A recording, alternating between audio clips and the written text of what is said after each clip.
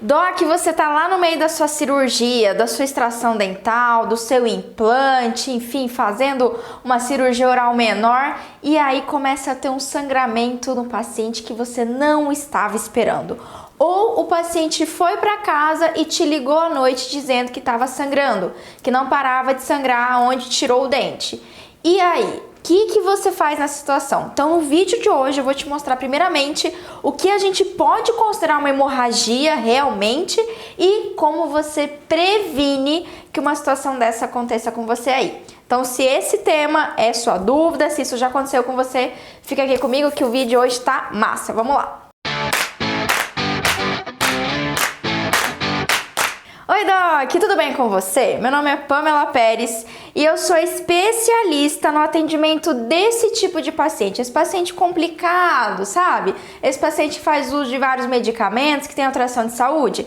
Pois é, Doc, a minha missão aqui no YouTube, nas minhas redes sociais, é te ajudar, é fazer com que você se sinta mais seguro, mais resolutivo nos seus tratamentos odontológicos e mais do que isso, né? Que você não deixe de fazer um procedimento que você precisa, não deixe de vender para esse paciente porque ele tem uma alteração de saúde. Então, se esse é um desafio aí, a minha missão aqui nas redes sociais é te ajudar. E hoje a gente vai trazer um tema muito legal. Essa é uma dúvida também que já me mandaram por direct. É aquela, Pamela, ok, como que eu previno uma hemorragia, né? Mais do que isso, como é que eu sei, como é que eu tenho certeza que meu paciente está tendo uma hemorragia que eu preciso me preocupar? Que é uma hemorragia assim que pode causar alguma instabilidade grave de saúde dele, né? Então a gente vai falar de tudo isso. E por que é importante a gente saber disso, Doc? Por que você tem que entender como que funciona, quanto realmente, o que é uma hemorragia e como que a gente previne isso? Porque, obviamente, você, nem eu, nem ninguém quer, no meio de uma cirurgia odontológica, no meio de uma exo, no meio do seu implante, você ter um sangramento inesperado. Isso tanto causa um desconforto para o paciente, como ali para o nosso momento cirúrgico é péssimo, né? A gente não consegue visualizar bem a cirurgia. Então, sim, isso vai comprometer no sucesso. E especialmente, eu acho que o pior, no meu ponto de vista, é para o paciente. É o paciente ou ali naquele momento sentir aquela quantidade enorme de sangue, ou em casa, quando ele chegar, ele começar a ter sangramento, e aquilo assustar ele ficar, meu Deus do céu, o que está acontecendo? Então, exatamente por isso que a gente tem que entender o que é uma hemorragia, que a gente tem que se preocupar, que é uma coisa, opa, peraí, isso foi grave, e como que a gente previne, o que a gente pode fazer para isso não acontecer, para o seu paciente não passar por essa situação, muito menos você aí ter essa dor de cabeça. Então vamos lá. Bom, Doc, a primeira coisa que você precisa saber, né, para a gente chegar e prevenir e identificar um paciente que pode ter uma hemorragia inesperada, primeira coisa que você tem que ter em mente, e isso assim, eu tive uma ótima experiência, uma colega médica maravilhosa me ajudou a entender melhor isso, que é você entender quais são os tipos de hemorragia, o que realmente a gente considera uma hemorragia. Então, só pra gente lembrar aqui, vou pegar minha cola, a gente tem basicamente 3 tipos de hemorragia. Eu tenho aquela hemorragia arterial, eu tenho a venosa e eu tenho a capilar. Então, como o próprio nome diz, uma hemorragia arterial é quando eu tenho uma lesão numa artéria. Consequentemente, eu vou ter um sangramento muito grande, sabe aquelas coisas de filme que você assiste lá na guerra, e aí cortou um membro, e aí espirra sangue, aquela coisa toda. Pois é, uma lesão arterial, quando a gente tem uma lesão vascular na artéria realmente, o meu sangramento ele vai ser muito intenso, você vai ver aquele sangue vermelho vivo, que é um sangue arterial, rico em oxigênio, e vai ser um grande volume, então aquilo vai espirrar. Quando a gente pensa aqui na boca, nos procedimentos que normalmente você faz no consultório odontológico, uma exo, um implante, mesmo um retalho ali de rebordo importante, geralmente, Doc, se você faz isso de forma correta, você não vai ter uma lesão arterial, a gente não vai afetar uma grande artéria, nem mesmo um vaso de grande calibre, certo? O que acontece geralmente no procedimento, na cirurgia odontológica, são as lesões capilares dos vasos e das arterinhas menores. Então ali eu não tenho um grande sangramento, não tenho uma grande perda de sangue mesmo. E segundo a literatura que a gente tem aqui, é que esse é um tipo de sangramento que ele é mais discreto, certo? E que você consegue geralmente controlar fazendo uma hemostasia local importante. Então, essa é a primeira coisa que você tem que ter em mente. Geralmente, no nosso procedimento odontológico, com as coisas que a gente vai fazer, você não vai ter um mega, não vai ser um sangramento arterial ali que pegou a jugular do paciente e tudo mais. Não, você vai ter um sangramento de caráter capilar, ou seja, vai atingir vasos e artérias menorzinhas, né? Arteríolas menores que a gente consegue fazer hemostasia local. E aí, o que também é muito importante você saber, tá? É o seguinte: o que é realmente uma hemorragia? O que eu posso dizer? Caramba, o meu paciente, eu fiz uma exo nele, eu fiz o implante e ele teve uma hemorragia de verdade. Por que eu tô falando isso, tá, Doc? Porque, por exemplo, pro paciente, tá? Para o paciente, o que é um quadro hemorrágico? E mesmo para você, se eu te perguntar agora o que você considera uma hemorragia, tá? Isso é muito subjetivo. Por exemplo, para um dentista que faz cirurgia oral menor, um buco, ou faz mesmo uma cirurgia oral maior, às vezes a perda sanguínea que eu tô vendo ali, Pamela, vou considerar que, meu Deus do céu, tá sangrando muito, tá perdendo muito sangue. Mas para aquele profissional que já tem uma habilidade em procedimentos e cirurgias maiores, esse sangramento não é tão importante. Então, você considerar a hemorragia um pouco subjetivo. Muitas vezes o seu paciente mesmo fala: doutora, eu tive hemorragia, mas não necessariamente é, Doc. Por quê? Todo procedimento cirúrgico terá sangramento, se não for todo, quase todo, né? Terá um sangramento, pode ser um pouquinho de sangramento, pode ser um sangramento aumentado. Isso vai depender ali da região que você está fazendo cirurgia, se é uma região infectada, se é uma região inflamada, vai ter mais sangramento do que ali uma gengiva bonitinha, sequinha, sabe? Tranquilinho? Então vai ter menos sangramento. Então é muito variável, só que tem o sangramento. Só que o fato do paciente ter um sangramento não quer dizer que ele teve uma hemorragia. Da mesma forma, o fato do paciente ir para casa no pós-operatório e ficar ali sangrando um pouquinho, ele cuspiu um pouquinho de sangue, alguns pacientes podem considerar isso: meu Deus do céu, a doutora sangrou muito. Mas não foi muito, isso é muito subjetivo. E o meu objetivo com esse vídeo, principalmente, é fazer você entender o que a literatura mostra pra gente uma hemorragia de verdade.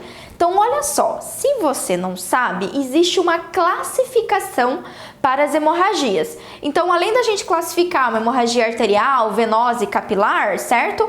Vamos pensar ali dentro da hemorragia capilar, dentro das possíveis hemorragias que acontecem ali, que podem acontecer durante o procedimento odontológico. A gente vai ter, em geral, por uma lesão capilar menor, certo? E aí, Doc, olha só, tem uma tabelinha aqui muito legal que mostra o seguinte: as hemorragias são classificadas, como eu falei, por local, artéria, venosa e capilar, e também são classificadas por volume sanguíneo perdido, tá? Então existe essa classificação.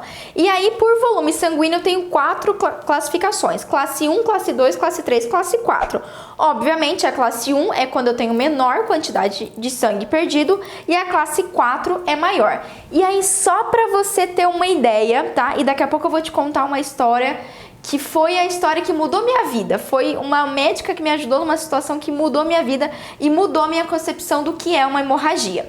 Olha só, se a gente levar em consideração, assim, na grande maioria das vezes, uma pessoa de 70 quilos, ela tem ali mais ou menos 5 litros de sangue. Então, imagina uma pessoa de 70 quilos, ou mais ou menos um paciente ali que vai no seu consultório, mais ou menos 5 litros de sangue a gente tem dentro desse paciente, certo? Tudo isso é o volume sanguíneo. Uma hemorragia classe 1 é uma hemorragia onde o paciente perde 15% disso. Então, se a gente levar em consideração um paciente com 70 quilos, eu vou ter um paciente que perdeu aproximadamente 750 ml, tá? E o que a literatura mostra pra gente? Um paciente que perde mais de meio litro de sangue, e é um paciente ali na média de 70 quilos, esse é um paciente que vai apresentar sinais e sintomas mínimos. O máximo que ele vai ter ali vai ser um aumento do batimento cardíaco. Inclusive, isso é uma coisa que você pode verificar ali monitorando o paciente, lá com o uso do oxímetro. Se você não entendeu o que eu tô falando, Doc, baixe o meu e-book, pamelaperez.com.br/e-book, que lá eu explico certinho o uso do oxímetro e qual é o parâmetro que ele consegue analisar para você. Mas um desses parâmetros é o batimento cardíaco, tá certo? Então, para pensar. Isso, um paciente que tem uma perda de mais de 15%, ou seja, mais ali de, vamos colocar uma média de meio litro, isso sim é um paciente que está num quadro de hemorragia. Isso é uma hemorragia importante. E ainda assim, pela literatura, ele não vai ter grandes alterações sistêmicas. Vou dar um exemplo que vai ficar muito mais fácil de você entender. Imagina você, ou alguém que você conhece, o seu paciente, enfim, uma pessoa de 70 quilos, quando ela vai lá no hemocentro fazer uma doação de sangue, quanto que é coletado de sangue desse paciente, dessa pessoa? Em média, não é um meio litro? Ela morre por causa disso? Não, Doc, ela não vai passar mal, ela não vai morrer. No máximo, vai ter ali uma hipotensão, vai ficar, o paciente vai ficar um pouquinho tonto, um pouquinho de fraqueza por um tempinho ali, uma hipoglicemia, mas ele come, se hidrata e pronto, acabou, certo? Então lembra disso, quando a gente vai doar sangue, a gente doa em média meio litro de sangue. E não é por isso, isso não desestabiliza o nosso quadro de saúde. A mesma coisa vale para um procedimento odontológico. Então, mesmo que o seu paciente tenha um sangramento aumentado, não quer dizer que o paciente vai ali, ou mesmo que ele tenha uma hemorragia, digamos que ele perdeu 200 ml, 300 ml de sangue, não vai ser uma hemorragia, mesmo esse sangramento maior, que vai comprometer ou vai destabilizar, ou o paciente pode acontecer uma coisa trágica, vai vir a óbito por causa dessa hemorragia. Não, Doc, não vai acontecer isso. Então, a primeira coisa, já fica tranquilo aí com você, tá certo? E aqui, ó, classe 2 mesmo, é um paciente que já perdeu até 1,5 litro de sangue. Aí ele fala que os sinais e sintomas dessa perda volumétrica, né? O paciente pode ter taquicardia, taquipneia, diminuir a pressão do pulso. Então, aí, mas ó, 1,5 litro de sangue é muito sangue, certo, Doc? Em geral, os nossos procedimentos odontológicos, eles não vão passar do que isso. E olha só, eu tenho uma história muito legal para ilustrar muito isso, certo? Porque essa classificação aqui eu sei há pouco tempo. Mas antes, lá enquanto eu era residente, atendendo lá no hospital, teve um episódio que me marcou muito e me fez muito entender o que era uma hemorragia que, assim, eu tinha que realmente me preocupar. Olha só. Eu estava atendendo um paciente que estava internado no ambiente hospitalar, ele estava em recuperação. Era um paciente muito jovem, mas que tinha sofrido um AVE. Olha só que importante. Ele tinha mais ou menos uns 32 anos, sofreu um AVE bem precoce, digamos assim, certo? Então ele já tinha um certo histórico de alterações vasculares. Esse paciente estava internado, estava fazendo uso de um AS e estava fazendo também, junto com a AS, um clopidogrel. Então, ele estava utilizando 2 antiagregantes, certo? Medicamentos que você sabe melhor do que eu, que são medicamentos que vão diminuir a agregação plaquetária e pode levar ao sangramento maior. E olha só, eu peguei esse paciente, fiz ali na minha anamnese e tudo mais, e trouxe ele para o consultório odontológico que tinha ali dentro do hospital. Esse hospital que eu trabalhei foi o Hospital São Julião, um hospital mais para reabilitação e tudo mais. E aí eu fui fazer o primeiro atendimento. E como todo primeiro atendimento, como é a minha abordagem inicial, eu começo com procedimentos que não são muito invasivos. E esse paciente, ele tinha bastante tártaro subgengival, ele não chegava a ter uma bolsa periodontal, mas tinha tártaro. E a minha primeira abordagem foi, vou fazer uma raspagem, né? Vamos começar com Full Mouth Disinfection. Ótimo. Comecei com o ultrassom, fiz a arcada inferior desse paciente. Hora que eu terminei a arcada inferior, sangramento gengival. Sangramento gengival, sangramento gengival, e aquilo não estancava realmente. A gente sabe que é um sangramento maior, Doc, porque assim, passou ali 2, 5, 10 minutos, eu ainda tô tendo o quê? Sangramento, ainda tá saindo. Como é uma lesão, né? Como a gente tem uma lesão capilar só na região de gengiva, você não vai ter nada esguichando, mas você vai ver que é como se fosse uma fontezinha, né? Você enxuga com a gaze e volta a sangrar, você enxuga e volta a sangrar. E ficou naquilo, e aquilo me deixou muito preocupada. Fiz todo o manejo de hemostasia, o paciente utilizou gelo, fiz compressão local, utilizei hemostático local também e mandei o paciente para o leito novamente. O que aconteceu? 24 horas depois, o paciente ainda estava sangrando a gengiva. Ele teve o que a gente chama de gengivorragia. Quando isso aconteceu, eu fiquei muito mal. Eu fiquei muito preocupada. Eu fiquei, meu Deus do céu, o que eu fiz de errado? Mas o que aconteceu? Ao mesmo tempo que eu estava me cobrando, eu sabia que eu não tinha feito nada de muito invasivo. Era só uma raspagem. realmente era um paciente que tinha uma gengivite ali localizada, mas aquilo era importante para ele, né? O paciente que sofreu um AVE, já tinha alterações vasculares, então era muito importante eu fazer um controle de foco de infecção efetivo ali para reabilitação total desse paciente. Então eu sabia que eu tinha feito a abordagem, eu já tinha feito isso com vários outros pacientes, mas eu fiquei muito preocupada. Apesar dele fazer uso de AS, clopidogrel, tinha mais coisas ali que ainda estava sendo investigado, e só depois foi ver que esse paciente ele tinha alterações vasculares importantes, alterações sanguíneas, mas até então a gente não sabia, e eu fiquei perturbada. Eu tava, meu Deus do céu, o que a doutora, lá no São Julião tem uma médica maravilhosa, não sei se ela ainda trabalha lá, mas a doutora Malu, um beijo pra você, doutora Malu, se você tá vendo esse vídeo em algum momento. Ela é reumato, clínica geral, e ela assim é excepcional, uma médica, uma das mais queridas, amáveis, humanas e assim, parceiras que eu já vivenciei.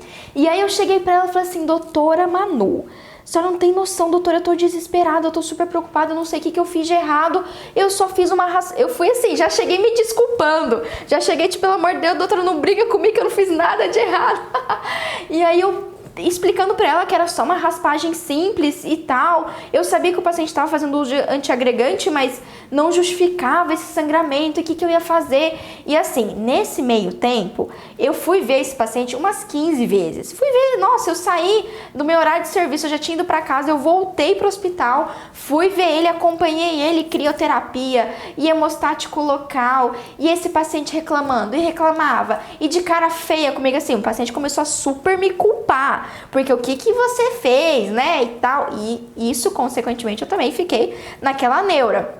Cheguei pra doutora Malu, falei, doutora Malu, explicando, ela falou assim, Pamela, Doc, o que ela me falou, sério, eu nunca mais esqueci, foi uma coisa tão simples e que mudou tanto a minha vida, e sério, você vai mudar a sua mentalidade do que é uma hemorragia e da gravidade que é um sangramento. Ela falou assim, Pamela, relaxa, esse paciente ele é um reclamão. Sabe o que eu falei pra ele a hora que eu fui visitar ele? Eu falei, não, né, doutora? Ela falou assim, eu cheguei lá e falei pra ele assim, ó, você para de reclamar porque o tanto que você perdeu de sangue é muito menos do que a sua namorada perde na menstruação. Aí, a hora que ele me falou isso, eu falei, caraca, não é que é verdade? Doc, lembra sempre dessa analogia, foi a melhor analogia que alguém podia ter me falado, e na hora caiu minha ficha. Eu falei, caramba, realmente, uma mulher quando menstrua, enfim, ela perde um bom volume de sangue, 200, 300 ml, tem mulheres que sangram bastante, né, durante a menstruação, e isso não quer dizer que ela vai passar mal, ela vai...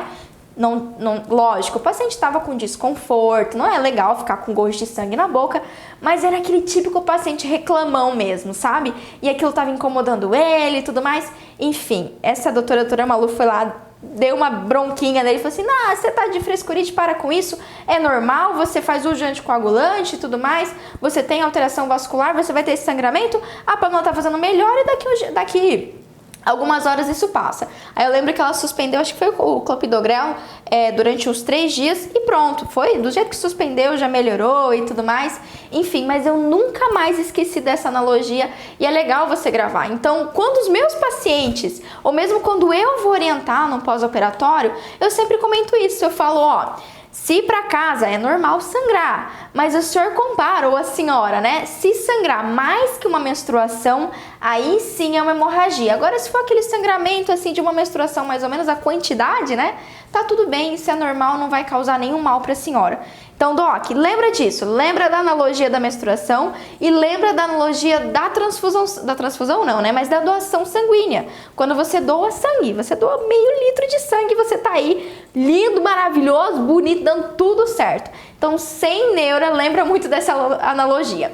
Bom, agora que você entendeu aí, Doc, o que é uma hemorragia para você realmente, ó, lembra, hemorragia de verdade é para classificar, né? Uma hemorragia tem que ser perda de mais 750 ml, levando em consideração um paciente de 70 quilos e por aí vai. Vou colocar aí meio litro de sangue, certo? Ou seja, muito pouco provável, mesmo seu paciente fazendo uso de medicamentos anticoagulantes, antiagregantes, que ele vai perder todo esse volume sanguíneo, Doc. Mas, de qualquer forma, a gente sabe que não é legal para o paciente, muito menos para você, ter um pós-operatório assim, do paciente ficar com o sangramento aumentado, ou ir para casa ainda tem um pouco de sangramento, enfim, ficar cuspindo aquele sangramento vivo. Então, eu quero te dar agora 4 dicas, tá? Ó, 4 dicas exatamente para te mostrar como você previne essa situação, tá? Para você não passar, por exemplo, o apuro que eu passei com esse paciente, tudo bem? Então você pega essas dicas aí que eu vou te dar, que vão te ajudar muito a você não ter dor de cabeça, não passar por essas situações, nem você nem o paciente. A primeira dica que eu vou te dar é a seguinte, talvez você até já saiba, mas eu vou dar uma reforçada nessa dica. Primeiro ponto para você evitar a hemorragia do seu paciente é você investigar, Doc, o histórico de saúde do seu paciente. Pamela, o que eu preciso investigar de mais importante? Primeira coisa, pergunta para esse paciente se ele já fez alguma cirurgia que teve muita perda sanguínea, né? Que ele teve que passar por algum tipo de transfusão, porque ele perdeu muito sangue. Ou, por exemplo, depois que ele se cortou, que ele ralou o joelho, sangrou por muito tempo, mais de um dia ficou sangrando, certo? Então, se o paciente falar que quando ele tem um sangramento, esse sangramento dura muito tempo, mais de 24 horas ali, ou você pode até considerar assim um sangramento intenso mais que 1 hora. Então aí sim eu tenho um paciente que pode ter tido uma hemorragia. Eu, Pamela, não gosto de fazer essa pergunta. Seu João, o senhor já teve hemorragia alguma vez? Por quê, Doc? Assim como nós temos essa dificuldade de ter o parâmetro de hemorragia, quiçá o nosso paciente. Então, às vezes eu perguntar para ele se teve hemorragia, ele vai falar que teve, mas o que ele teve foi um sangramento normal, pós-operatório, certo? Ou alguns, inclusive, teve hemorragia, mas para ele estava tudo bem, ele aguentou, ele ficou bem, tudo bem? Então, isso é muito variável. O melhor parâmetro que você pode ter é quanto tempo ficou aquele sangramento vivo. Então, seu João, aquele sangramento vivo, sangue mesmo, sangue puro, né? Não aquele sangue com saliva. Ficou muito tempo sangrando assim? Doutora, ficou um dia inteiro sangrando sangue vivo. Eu cuspia na pia, era sangue vivo. Então aí eu tenho um paciente que teve um sangramento mais importante, tá certo? Outra questão também, que é uma dica, é se o paciente tem sangramento espontâneo. Por exemplo, aquele paciente que tem sangramento nasal, sangramento oral ou mesmo gengival espontâneo, sabe? O paciente tá ali com sangramento, nem mexeu naquela gengiva e já tá sangrando. Então, assim, isso também pode indicar uma discrasia sanguínea, uma alteração ali de fatores de coagulação e tudo mais, tá certo? Ou seja, situações que podem levar à hemorragia. Outra situação também é você perguntar, dentro do seu histórico, dentro da sua investigação, se na família do paciente tem alguma pessoa que tem alguma alteração de sanguínea, né? Se tem alguma doença que faz ter hemorragia ou alterações na coagulação. Eu tô te falando esses termos assim, bem leigos, Doc, porque esse é o termo que você vai utilizar para o paciente, né? Não adianta você, às vezes, você perguntar, tem alguém na sua família que tem doença de von Willebrand? Às vezes o paciente não vai conseguir entender isso muito bem. Então você pergunta sobre realmente alterações sanguíneas, tá certo? Outra questão também que vale a pena você perguntar, vale a pena não, você tem que perguntar dentro do histórico, é exatamente essa situação que eu passei no hospital. Se o seu paciente faz uso de algum medicamento que vai interferir na coagulação, tá? Então vamos lá, que a gente tem em média 2 grupos de medicamentos importantes, que são os antiagregantes e os anticoagulantes, tá certo? Então anota aí, Camila vai colocar na edição os nomes maravilhosos aqui dos nossos antiagregantes. Então, se o paciente falar que ele toma AS, clopidogrel, prasugrel, ticagrelor, Persantin, Abiximab, Tirofiban, Ticlopidina, todos esses nomes que eu citei maravilhosamente para você. Então, esse é um paciente que utiliza um tipo de antiagregante. E, obviamente, é um paciente que eu vou ter que ter mais cuidado, porque a chance dele ter um sangramento um pouco maior que a maior parte dos pacientes é maior, tudo bem? Da mesma forma, a gente tem os anticoagulantes. E mais uma vez, vamos para nossas listas de medicamentos anticoagulantes para você anotar aí, Doc. Vamos lá. Heparina, enoxaparina, varfarina, apixaban, o rivaroxaban, que é o xarelto, e o dabigratan, que é o pradaxa, tá certo? Então, esses são, inclusive, medicamentos anticoagulantes da nova geração. Eu sou o Michael da nova geração. É tipo isso. Enfim, quem é dos anos 90 sabe, né? Enfim. Eu sou o Jonathan da nova geração. Enfim, ok? Se você viveu os anos 2000... Furacão 2000, você sabe do que eu estou falando, né? Eu tô me sentindo velha, mas aqui. Seguimos. Tá certo? Então, esses são a listinha de medicamentos aí. Se o paciente falou um deles, já fica atento que, obviamente, o risco de sangramento é maior. Só que, ó, guarda isso também, que tem alguns medicamentos fitoterápicos, especialmente se o paciente faz uso desse fitoterápico e ainda faz uso de um desses medicamentos que eu falei pra você, antiagregante, anticoagulante. Esses tipos de fitoterápico podem aumentar aí o sangramento, juntar com, digamos assim, potencializar o efeito de um AS ou do clopidogrel, por exemplo, tá certo? Então, ó, boldo, camomila, castanha da Índia, ginkgo biloba, ginseng, guaraná e tanaceno, ou seja, medicamentos fitoterápicos, ou como também os antigos falam, né, as raizadas. Você tem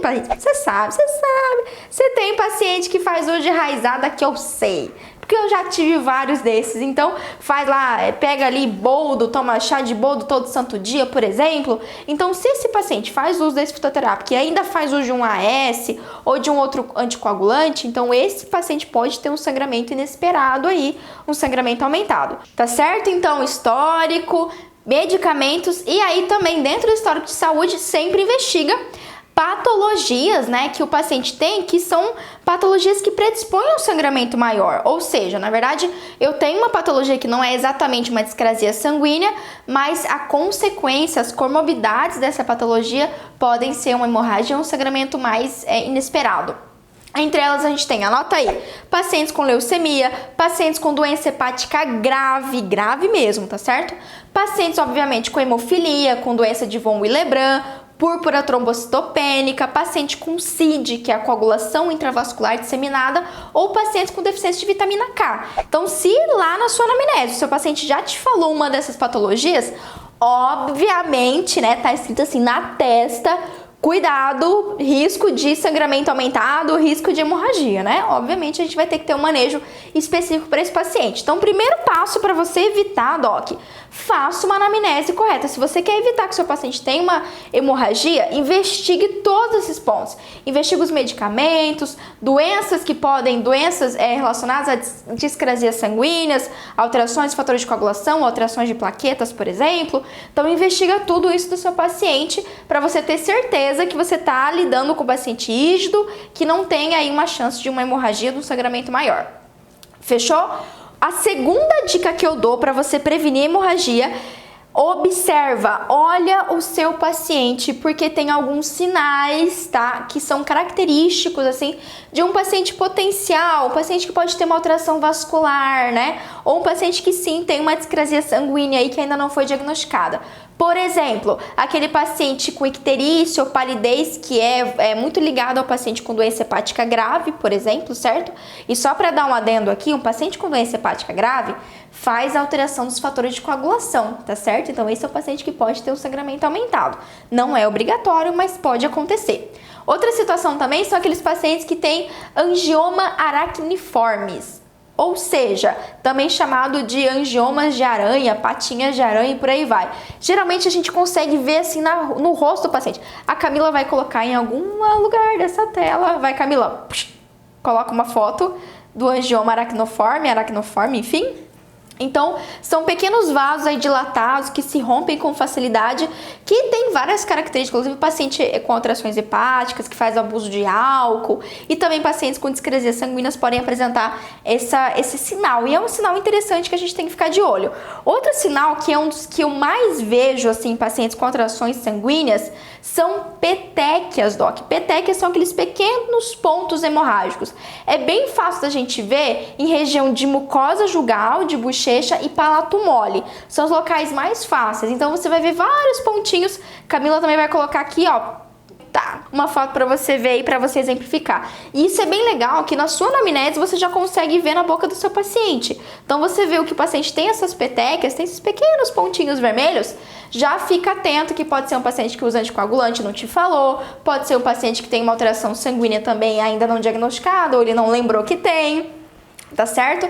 Então guarda isso que também é importante. Além disso, Doc, aquele paciente que tem muitos hematomas, que tem hematoma assim, deu uma trombadinha, uma cotovelada em algum canto, ou levou, sei lá, escorregou e caiu e bateu e já fez aquele hematoma assim que pegou o membro inteiro. Então cuidado com esse tipo de paciente. Também, Doc, aqueles pacientes que você tá ali examinando na mucosa oral, enfim, e você nota que ele tem um sangramento gengival espontâneo, tá? Isso acontece também em pacientes em quadros de AIDS, ou seja, quando eu tenho ali alterações importantes da imunidade, o paciente tem alteração hepática também, isso pode levar à diminuição de plaqueta, o paciente pode ter o que a gente chama de pancitopenia. Então diminui todas as células sanguíneas, incluídas as plaquetas, e aí o paciente pode ter um sangramento gengival ali espontâneo. Também fica atento com isso. Obviamente, né, Doc? Você já viu, não vale, não entra nessa conta aquele paciente com aquela gengivite bonita, linear, assim, que faz até um desenho, sabe? Não, aquilo não conta que o mínimo toque vai ter sangramento. Agora, quando você vê que toda a região gengival, às vezes é uma gengiva sadia, mas ainda assim tá tendo um sangramento espontâneo, fica de olho, tudo bem? E ali, tirando esse pontão, ó, falando ponto 1, ponto 2, a gente observar, então, olha o seu paciente, olha esses sinais. Quando você estiver fazendo anamnese, Doc, não fica só olhando o dente do seu paciente, olha a face, a pele, olha as mucosas do seu paciente. Não só pra gente fazer diagnóstico precoce também de câncer bucal e várias outras patologias orais, mas também para você ver sinais que podem dizer para você, epa, peraí, esse paciente tá com peteca, tá com sangramento gengival espontâneo, vou ficar alerta, porque eu tenho que ter cuidado. E isso já cai no terceiro ponto aí, a terceira dica para você evitar a hemorragia. Essa também é meio óbvia, mas sempre vale a gente reforçar. A gente tem que avaliar os fatores de coagulação do nosso paciente, Doc. Não tem como. Se você vai fazer um procedimento cirúrgico no seu paciente, ainda mais se lá no seu histórico de saúde você viu que o seu paciente ele tem na família alterações sanguíneas, o paciente já teve hemorragia em outras cirurgias ou cirurgias odontológicas, o paciente faz uso de um medicamento antitrombótico, obviamente a gente vai ter que solicitar os fatores de coagulação, os exames de coagulação desse paciente. E ali, ó, são 4 principais que são as que a gente mais pede, né? Que é o TTP ou TTPA, que é o tempo de tromboblastina parcial ativada, o TP, que é o tempo de protrombina, e a gente consegue ver o RNI, inclusive, o TT, que é o tempo de trombina, e a contagem de plaquetas, certo? Ou você também pode pedir um hemograma, que vai vir lá a contagem de plaquetas também, fechou? Camila deixou a listinha pra você aqui também, né, Camila, pra você anotar. Camila, nossa editora maravilhosa, faz os efeitos especiais super... fica lindo aqui nesse vídeo pra você. Muito bem, Doc, então... esse é o terceiro ponto. E quarto ponto, não menos importante, tá? Além da gente investigar os fatores de coagulação, investigar o histórico de saúde, observar ali alguns sinais que podem indicar um paciente com potencial para sangramento, nós temos que nos preparar. Guarda essa frase para o resto da sua vida, Doc. Quando você se prepara para uma intercorrência, ela deixa de existir. Como assim, Pamela? Vou lá explicar. Ou seja, se você já tem no seu consultório odontológico esponja hemostática, hemostáticos locais, se você já se prepara ali, faz uma sutura adequada, faz uma cirurgia minimamente invasiva, com um bom retalho, sabe aquele retalho maravilhoso que descola periósteo, assim, que fica bem bonito, tem uma exposição óssea bem legal, assim... top! Então isso quer dizer que você diminui a chance de ter um sangramento, tá certo? Essa é a quarta dica fundamental. Você tem que investigar, você tem que buscar todas as informações que podem indicar para uma hemorragia, mas também durante o seu procedimento cirúrgico você tem que fazer de tudo para evitar que ocorra. E ó, eu vou falar um negócio para você. Eu sou cabreira, tá? Cabreira, depois você investiga no Google o que quer dizer essa palavra. Ou melhor, Camila, deixa aqui o significado de cabreira pra galera mais nova aí, que isso daqui cabreira é coisa do interior. Enfim, eu sou uma pessoa cabreira, então, como eu atendo muito paciente com alteração sistêmica, o que eu faço, Doc? Eu sempre tenho a mão ali medicamentos e também, digamos assim, acessórios que vão me ajudar, ferramentas que vão me ajudar a fazer hemostasia local. E aí eu já dou a dica pra você, anota aí. Primeira coisa, uma cirurgia muito bem feita, Doc. Pamela, mas aí quer dizer que eu não posso fazer incisão? Não, faça a sua incisão, mas faça um bom descolamento, bem feito. Não fica ali machucando o tecido gengival, certo? Não fica traumatizando muito o local. Então faz um bom descolamento assertivo, uma boa cirurgia. Quanto menos invasiva, quanto menos você dobrar e mexer e especialmente lesionar tecido vascular ali, né? Região gengival, menos sangramento você vai ter. Além de que, lembra sempre isso. Um paciente que tem uma gengivite, uma periodontite ou tem um foco de infecção local, o sangramento naquela região vai ser muito maior, Doc, porque tá com uma região inflamada. Então, se você já vai atender um paciente com uma alteração sanguínea, já parte do princípio de controlar o foco de infecção. Controlar melhor dizendo, controlar a placa bacteriana. Então já orienta o seu paciente para uma boa escovação, já faz ali uma full mouth disinfection, ou seja, aquela raspagem geral, aquela profilaxia geral. Quanto menos placa bacteriana e menos inflamado tiver a gengiva, melhor vai ser o seu pós-operatório, menor vai ser o sangramento na região cirúrgica, legal? Então prevenção é tudo, tudo certo, Doc? E aí, fez a cirurgia? Faz a melhor sutura da sua vida, faz uma sutura contínua, não economiza, Doc. Eu vou lá e faço um pontinho e vou embora. Não, Doc, para de ser preguiçoso, vai lá, faz uma sutura contínua ou faz vários, Pamela, não sei fazer sutura contínua, tudo bem, faz vários pontos simples, mas faz bastante, fecha bem aquele tecido. De preferência, Doc, primeira intenção, o que é a primeira intenção? Quando a gente pega ali o tecido gengival, enfim, né, a mucosa, e oclui, fecha totalmente, não deixa nenhum espacinho, especialmente em exodontia, né, então, às vezes não tem jeito, às vezes vai ficar aquele alvéolo exposto, mas aí o que você faz? Bota lá uma esponjinha hemostática, certo? Terminou, fez sutura, fez esponjinha hemostática, Pamela, ainda está sangrando. Ó, já vou dar a dica pra você. Se você já fazer uma cirurgia bem feita, uma sutura bem feita, Doc, se você for lá e já fazer uma crioterapia, ou seja, dá um sorvetinho pro seu paciente, como não tem sorvete, dá um gelo, dá gelo pra ele chupar, não tem problema nenhum. Já dá um gelinho pro seu paciente chupar. Geralmente, na grande maioria das vezes, isso vai ser mais do que suficiente para fazer uma hemostasia legal, para o paciente não ter um grande sangramento, tá certo? Sem falar que, ó, dica de ouro também, nem tinha colocado aqui, que vale muito a pena. Se seu paciente faz uso de anticoagulante, se seu paciente tem uma alteração sanguínea, uma discrasia, com certeza é muito aplicável você utilizar uma epinefrina, você fazer uma anestesia local, não só ali o bloqueio, tá, do mentoniano, o bloqueio do alveolar inferior, enfim, mas você também fazer uma anestesia local, Doc. Por quê? A epinefrina é um dos mais potentes vasoconstritores, então ela vai o quê? Ajudar ainda mais a não ter um sangramento aumentado durante o seu procedimento cirúrgico. Guarda essa dica. Ô, meu do céu, mas eu tenho um paciente que é cardiopata. Ele faz uso de anticoagulante, mas ele é cardiopata. Como é que você quer que eu use uma lidocaína com epinefrina? Vai que dá um aumento do batimento cardíaco? Enfim, aí fica aquela neura. Tá, primeira coisa aqui, se tem como você utilizar ali uma prilo com uma felipressina, por exemplo, a felipressina não vai fazer uma vasoconstrição tão topzera, tão massa quanto uma epinefrina, mas também já resolve, tudo bem? Mas lembra disso, é super indicado você fazer um anestésico com vaso para esses pacientes e anestesiar em volta, realmente anestesiar a mucosa gengival ali, deixar bem isquêmico para facilitar e te ajudar a diminuir o sangramento. Olha que dica matadora, dica de $1 milhão, então anota aí pra você não esquecer. Fechou? Dica certeira. E aí, Doc, fez isso, fez anestesia e tal, sutura, esponja, crioterapia, a chance de ter um sangramento aumentado é muito menor, é muito pequena. Por quê? Porque você fez uma hemostasia, ó, chuchu, beleza. Você fez uma hemostasia legal, mas se ainda assim seu paciente continuar com sangramento, né, enfim, digamos que você pulou todas as etapas lá, você não viu nada direitinho, tá sangrando ainda, o que você faz? Você pode utilizar um hemostático local, um medicamento hemostático local.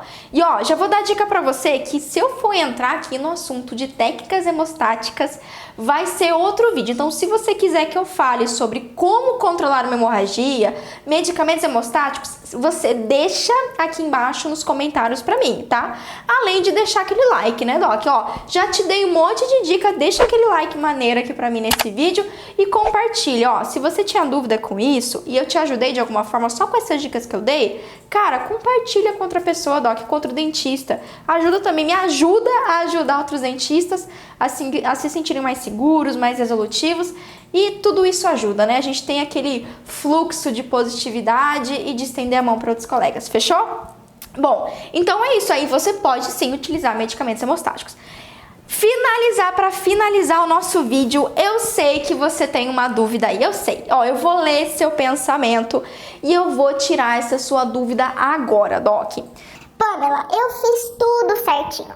Eu investiguei o histórico de saúde, eu pedi os fatores de coagulação, o paciente não toma nenhum medicamento antitrombótico, eu fiz uma cirurgia linda, mas o paciente foi pra casa e me ligou dizendo que tava sangrando. Porque ele tava cuspindo sangue, porque pelo amor de Deus, o que ele faz que tá sangrando? Doc, isso já aconteceu comigo. E aí, ó, fica atento a essas duas situações. Presta atenção, tá? Porque às vezes você fez tudo que eu falei aqui, mas ainda assim o paciente teve um sangramento aumentado. Provavelmente não vai ser uma hemorragia se você fez tudo que eu te falei. Mas, tá sangrando, ele tá te ligando e tá te incomodando. Presta atenção. Ponto 1. Você passou as orientações pós-cirúrgicas de forma correta para o seu paciente? É a primeira coisa que você vai se perguntar. Pamela, mas eu falei pra ele, Pamela. Olha, eu até entreguei, Pamela, escrito assim, ó, bonitinho, o que ele tinha que fazer, que ele não podia fazer aquilo. Ok, eu também já fiz isso e eu já tive paciente que não cumpriu, digamos assim, né, o pós-operatório, não seguiu as orientações. Por quê? Fica a dica.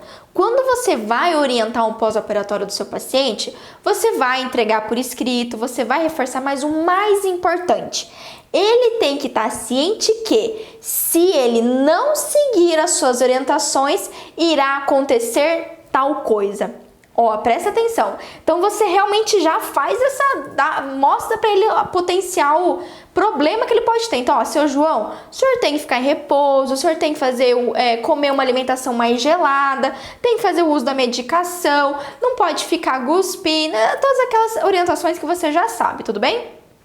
Porque se o senhor não fazer isso, o senhor pode ter uma hemorragia. O senhor pode, no meio da noite, começar a sangrar. Então, se o senhor ficar lá no sol quente, seu João, vai aumentar a pressão do senhor, vai aumentar ali a quantidade de sangue que vai para a cabeça do senhor ali no sol quente e vai começar a sangrar. Então, repouso é repouso. Se o senhor não fazer isso, pode acontecer isso. E, ó, vai ter um ou outro que vai falar assim, doutora, mas eu já passei por tudo, já tirei um monte de dente, nunca me deu nada. Aí você reforça ainda mais.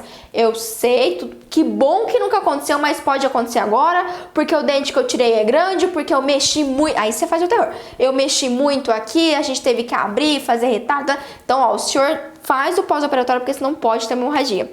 Então, o que eu faço? Eu sei, eu faço terror. Eu faço terror.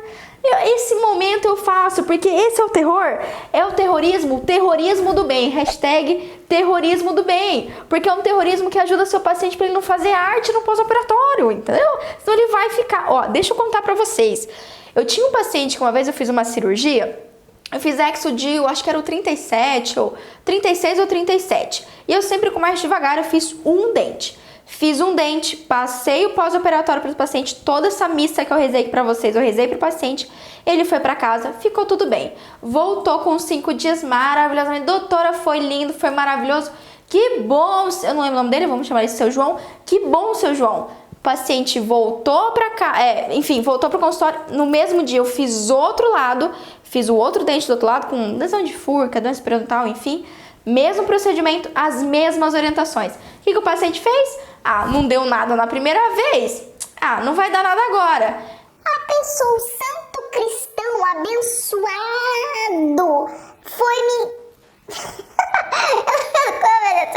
O santo cristão foi me cortar a grama, foi roçar o terreno dele. À tarde, sol de meio-dia, depois que saiu da extração odontológica. É lógico que o paciente teve hemorragia. Foi nem 5 dias, né? Mas ele retornou antes disso.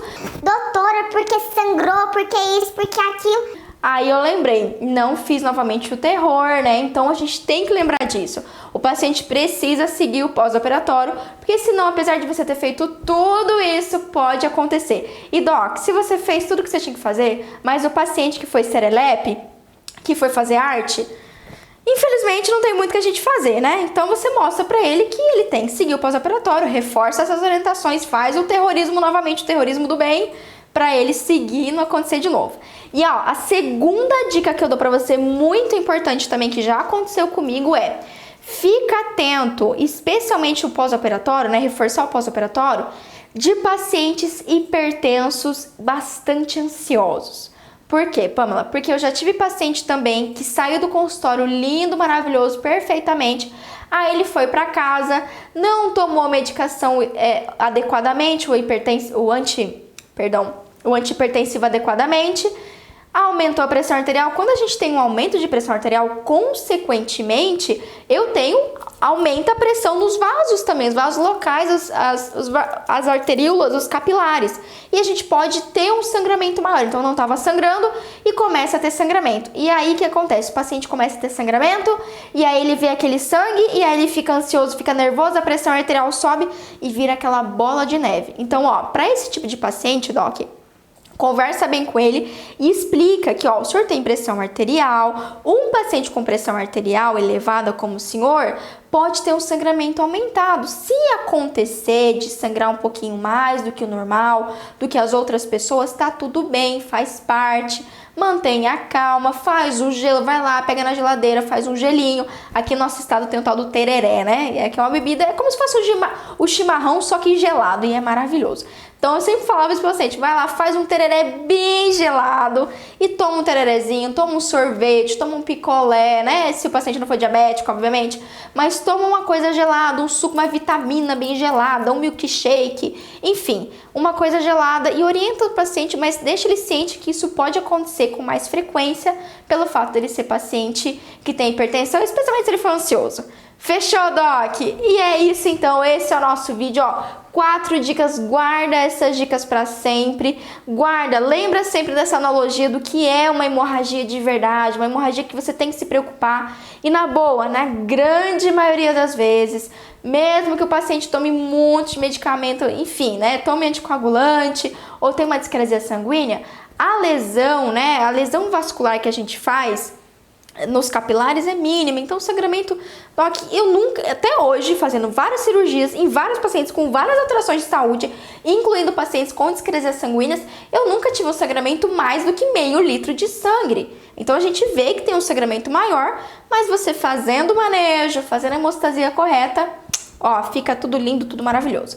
Doc, se você gostou desse vídeo, então é o seguinte: clica nesse like, se inscreve no canal também. Quando você se inscreve no canal, cada vez que eu subo vídeo novo aqui no canal, que é toda terça-feira e toda sexta, você recebe uma notificação. E se esse vídeo te ajudou, de alguma forma te esclareceu, se inscreve para você sempre receber os próximos vídeos que a gente coloca aqui no canal, tá certo?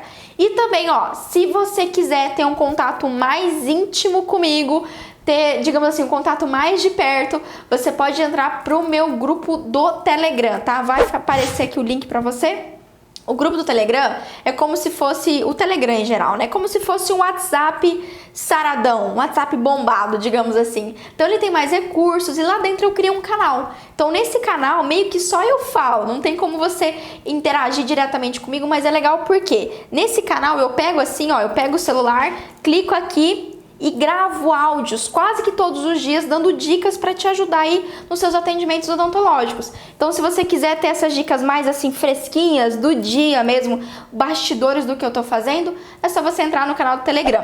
E também você pode me seguir no Instagram, no Facebook, ouvir o meu podcast. Pois é, Doc, se você faz assim você gosta de ir na academia, se você gosta de correr, ou se você tá lá no trânsito, ouvindo aquela rádio chata, cheia de propaganda, tira aquilo e ouça um podcast. Um podcast é todos esses vídeos que tem aqui no canal, tem a versão em áudio lá no Spotify. Então você só tem no Spotify, tem no Google Podcast, no iTunes, Podcast Addict. Então é só você procurar aí o seu agregador de podcast, procurar lá por Pamela Pérez, você vai me encontrar. E aqui embaixo também nesse vídeo tá todos os links pra você das minhas redes sociais e tudo mais.